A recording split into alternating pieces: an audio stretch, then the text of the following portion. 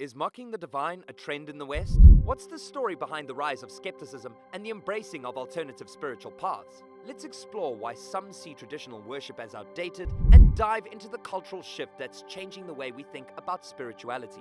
Stay tuned. In today's society, there is an ongoing cultural war over ideas that encompasses various aspects of our lives, including the definition of womanhood and the interpretation of history. These debates have become highly contentious, as different groups and individuals passionately advocate for their perspectives. Different people have different ideas about what it means to be a woman because the idea of womanhood has changed over the course of history. Biological capabilities, such as the ability to reproduce, have frequently served as the foundation for conventional definitions. However, with the rise of feminism and gender theory, there is a growing recognition that womanhood is not solely determined by biological attributes, but rather includes social, cultural, and personal dimensions as well. This is a shift from the traditional view that womanhood was solely determined by biological characteristics. This has resulted in heated debates and disagreements, with some people advocating for an understanding of womanhood that is more open-minded and malleable, while others continue to cling to more conventional ideas. In a similar manner, the interpretation of history is a battlefield where competing narratives and points of view come into conflict with one another. The interpretation can be applied to historical figures, events, and even the significance of those things, and many different groups compete with one another to form the dominant narrative. This includes discussions regarding the legacies left behind by colonialism, slavery, and other contentious areas. The emergence of initiatives such as the 1916 Project, which aims to reframe the history of the United States of America around the legacy of slavery, has sparked controversy and resistance from those who view it as a distortion of the facts of history. The cultural conflict that has erupted over these ideas reflects deeper societal divisions, as well as different perspectives on the world. To navigate these complexities and find common ground, it highlights the importance of critical thinking, open dialogue, and respectful engagement. This ongoing conflict ultimately molds our understanding of gender, history, and the larger cultural landscape that we occupy. Particularly in cultures that are influenced by Western values, it is common to hear claims that Christianity is the religion that is reviled and persecuted the most. As a result of their faith, Christians have been the target of persecution and prejudice throughout the course of history. The hostility displayed towards Christians can be explained by a number of different factors.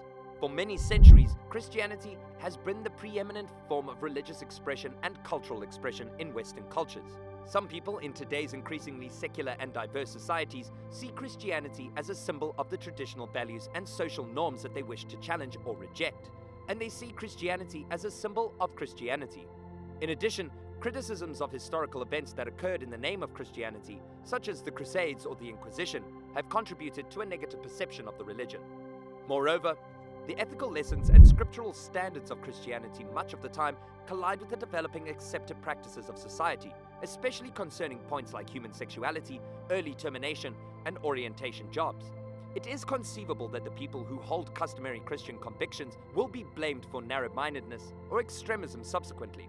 It is irrefutable that Christians in different regions of the planet have been exposed to abuse as different structures, going from obnoxious ambushes to actual brutality. While it is important to acknowledge that not all individuals or cultures hold negative views towards Christianity, it is also undeniable that Christians have faced such persecution. A critical number of Christians, disregarding these hindrances, keep on rehearsing their religion and maintain their convictions, much of the time reconciling love and understanding notwithstanding the antagonism they face.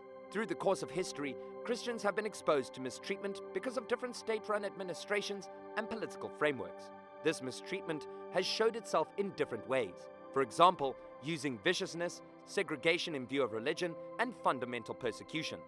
In the early years of Christianity, adherents of the faith were persecuted in the Roman Empire, where they were frequently imprisoned, tortured, and put to death as a form of punishment. This pattern persisted all the way through the Middle Ages, as evidenced by events such as the persecution of Christians during the decline of the Roman Empire and the Spanish Inquisition. In more recent times, members of the Christian faith have been persecuted under totalitarian regimes such as Nazi Germany, where they were singled out for persecution along with other members of marginalized groups. The communist regimes in China, North Korea, and other countries, along with the Soviet Union, were also responsible for the suppression of Christian practices and beliefs. Christians are still persecuted in many parts of the world today, including the Middle East, Africa, and Asia, to name just a few of these regions. They are frequently the target of discrimination, violence, and forced relocation as a direct result of the religious beliefs they hold. Many Christians maintain their unwavering commitment to their faith in spite of the obstacles and difficulties they face, forging ahead with resilience and bravery in the face of persecution. In order to effectively address these ongoing problems, it is imperative that continued efforts be made to advance religious liberty and safeguard the legal rights of Christians and other religious minorities. Christianity is frequently met with hostility because it brazenly proclaims to tell the truth and takes a stance against the lies that are spread by Satan and those who follow in his footsteps. The central tenet of Christianity is the conviction that the Bible and the teachings of Jesus Christ together constitute a divinely inspired revelation of the truth. This reality casts doubt in the worldviews and beliefs that stand in opposition to it. The adversary of both God and humankind, Satan, is typically portrayed as the personification of deception and evil. A conflict arises between the truth that Christianity claims to represent and the lies that are spread by opposing forces as a direct result of Christianity's stance against the lies and falsehoods that are attributed to Satan. Those who reject or are opposed to the teachings of Christianity may view its insistence on absolute truth as confrontational and intolerant in a world that is rife with relativism and subjective truths. The opposition frequently results in disdain, criticism, and even persecution in some cases. The moral teachings of Christianity can be seen as offensive by certain subsets of society. As a result, criticism is directed at Christian pastors who choose to avoid confronting sin as a result of this perception.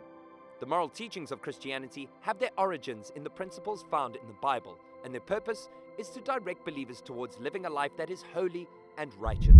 The concept that an individual's behavior should be determined by their own personal autonomy and the values they hold most dear is called moral relativism and is becoming more prevalent in a society that is becoming increasingly secular and pluralistic.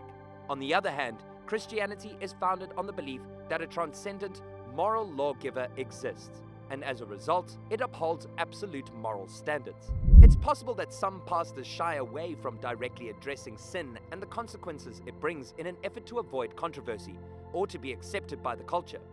There are some people who believe that pastors should be unyielding in their proclamation of the truth, which includes confronting sin and calling for repentance.